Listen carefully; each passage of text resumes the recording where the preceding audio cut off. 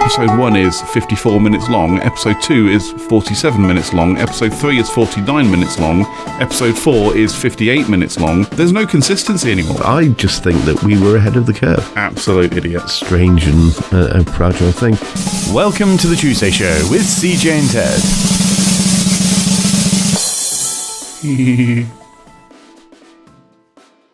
I was watching the other day Reacher on Amazon Prime, which is, do you know the movies Jack Reacher with Tom Cruise? No, I mean, I haven't seen them either, but there's now a show on Prime called Reacher, starring Alan Ritchson, who I guess up to this point hasn't really been that well known. He's a terrific actor. Everything I've seen him in, I really enjoy it. Even when he kind of just pops in for a very short time, it's almost like he comes in and he just makes this show, 100 times better just by being there. I think he's a really, really good actor. But anyway, I was watching the show Reacher, and I'm trying to gauge how long I need to invest to watch this show. It's eight episodes long, so right. I'm picturing 40, maybe 45 minutes per episode.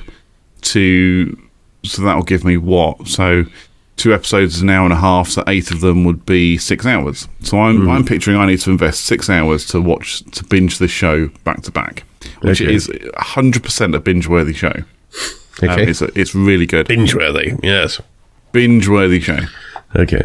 But I was looking at I go through the, when I go onto Prime or Netflix, I look at like the episode list just to see A, how many there are, and B, roughly how long they are. Mm-hmm. And one thing I noticed is that episodes for binge shows or streamed shows now, they're not a fixed time anymore. Mm-hmm. So you think about, regular network TV an episode would be, say, 40 minutes.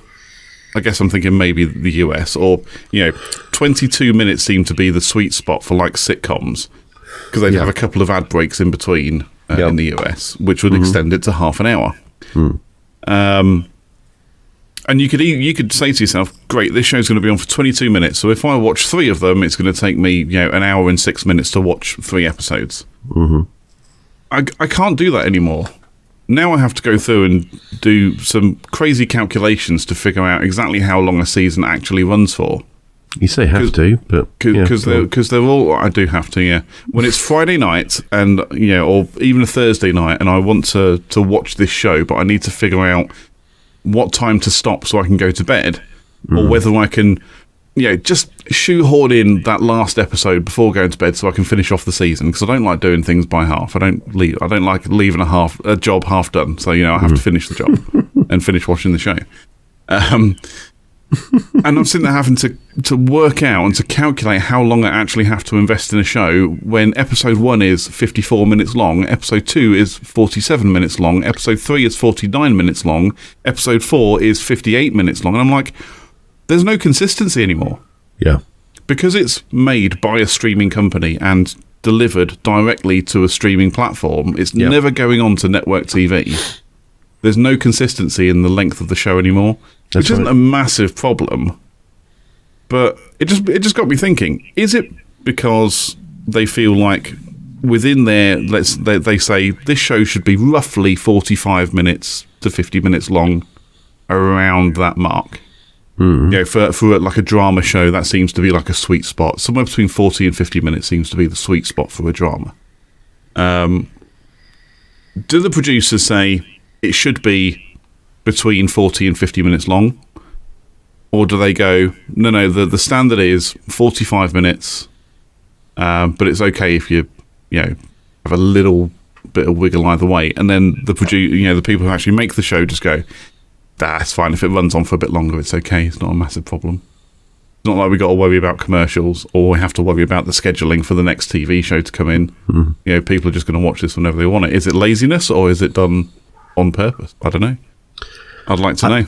I don't know. I think it's a bit of a free-for-all, isn't it? I mean, it feels like it, doesn't it? I suppose if you don't have the restrictions, then why impose them? Well, I say it's like a license to just go do whatever you want, Yeah, license to do. Yeah, it's very much like the Tuesday show. All the old episodes available. back to the beginning of back to the beginning of 2018. Oh God! No 2 episodes have the same length. So I just think that we were ahead of the curve. Clearly, we were. Yeah, 100% we were.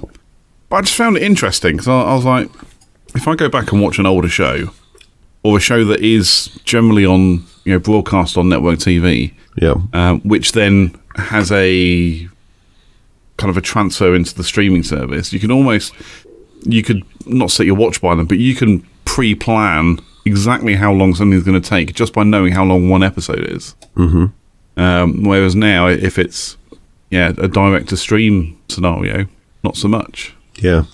It's something that confused me recently. I don't know. Obviously, it didn't before, but I've just started.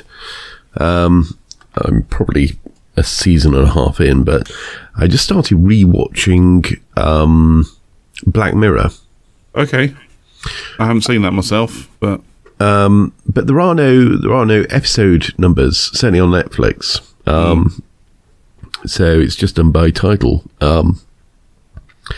But it seems all sort of back to front, so I don't know quite where I'm up to at any particular point. It doesn't matter because they're all individual stories.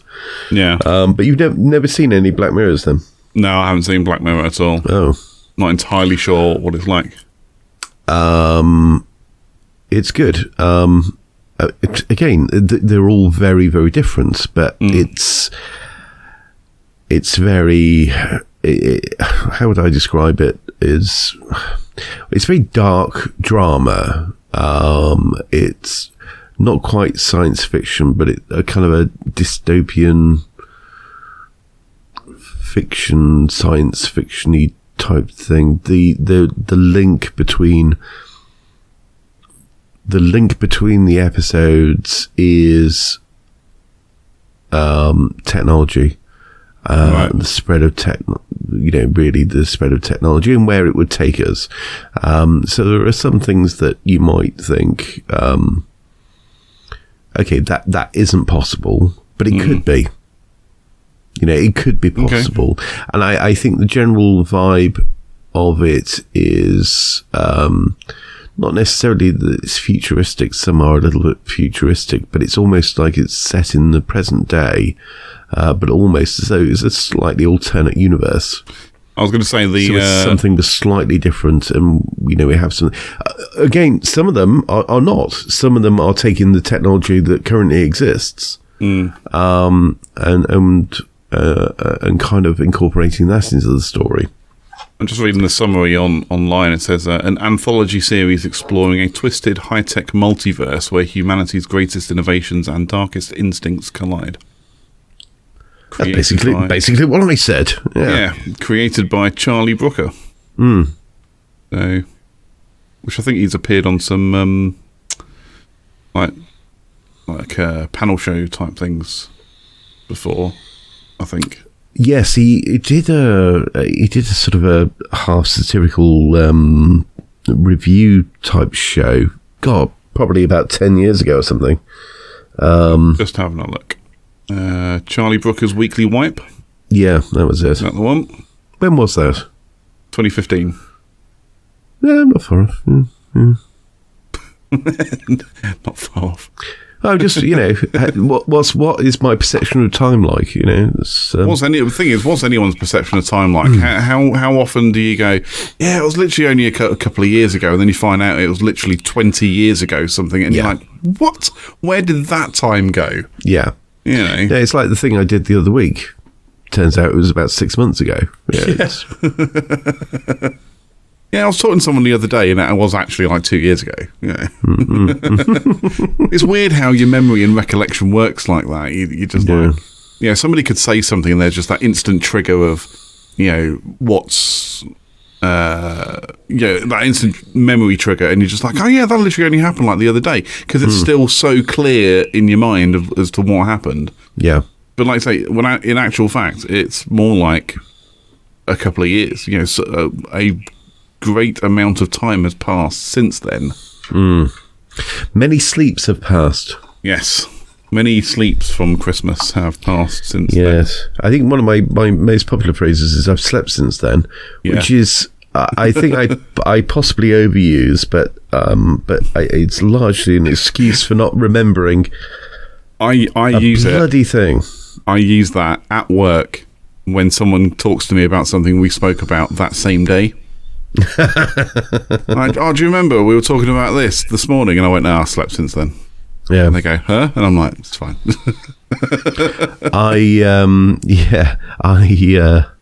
I slept since then is generally a placeholder for I wasn't paying attention.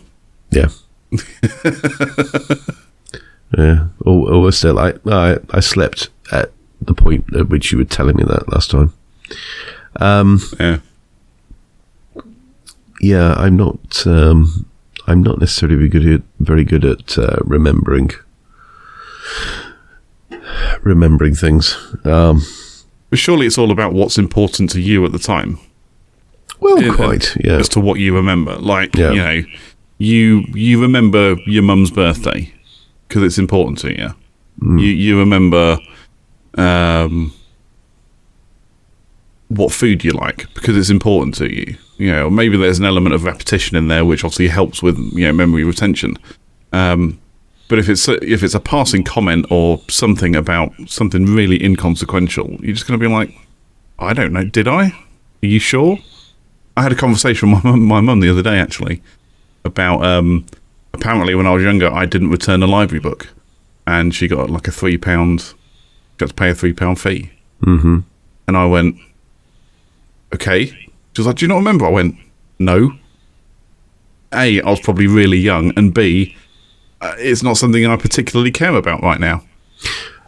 So I'm not going to remember. Yeah, that's right. But this happens to me, and it was, you know, a conversation that apparently I had with somebody, you know, like a week ago, and I will have no recollection of it. Yeah. And sometimes I think it's a conversation that women do this. They will have a full conversation with you, but they'll do both sides. Like, they'll talk at you, and then in their head, you're replying, but none of it really occurs. And then a few weeks later, say, do you remember we talked about that? Yeah. It's like, there's no we.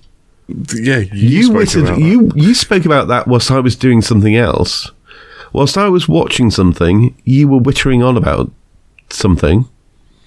But no, we didn't have a conversation. That's not what I call a conversation. Yeah, there is no we. Yeah. So my responses are: was I awake? Was this first thing in the morning? Was this last thing at night? Was I facing you at the time? At what point during my first cup of coffee of the day was I? How far through it? Yeah, I've used that one before, actually. Yeah, how far through my first cup of coffee was I before you started talking to me? But the memories are a very strange and fragile thing. What's interesting is, you know, you mentioned your mum saying, "Oh, do you remember such and such?" There are things that I've had, you know, parents say, "Oh, do you remember the time when, you know, this happened or that happened?" And I think to myself, I don't know. And the reason I don't know is because so often it's something that's, you know, they remember, and you've been told about it so many times that actually, even though it's in your head as a memory, you don't know whether you actually remember it or not. No. You've been told the story so many times that you can picture it, but did it actually happen? You know, exactly. Oh, did you make that sandcastle? Do you remember making that sandcastle? I don't know. I mean, I remember being told about it. Yeah. And it's very, and that's kind of an example of how you can see how false memories can be planted in people's heads. What do they call that? Is it the Mandela effect? Now that's an interesting one. I think it's called the Mandela effect, where it's basically it's a false recollection of an event. Yes, well, that's a strange one, because that is I think the Mandela effect is just something where I don't know, a whole section of the community somehow commonly held false memory. Yeah, which is weird. But people's memory is not great. Like, for example, when it comes to eyewitnesses, you'd think, oh, great, we've got an eyewitness. They must know exactly what was going on. But generally speaking, they are as fallible as anything else. I mean, probably a good eyewitness is probably a video camera or something. But actually, an individual will recall things in a different way to somebody who stood right next to them. Like, for example, if you're walking down the street, you hear a bang, you turn around, there's a car and there's a bicycle. The bicycle's on the floor. The cyclist is, there with his arm covered in blood. Before you know blood it, everywhere.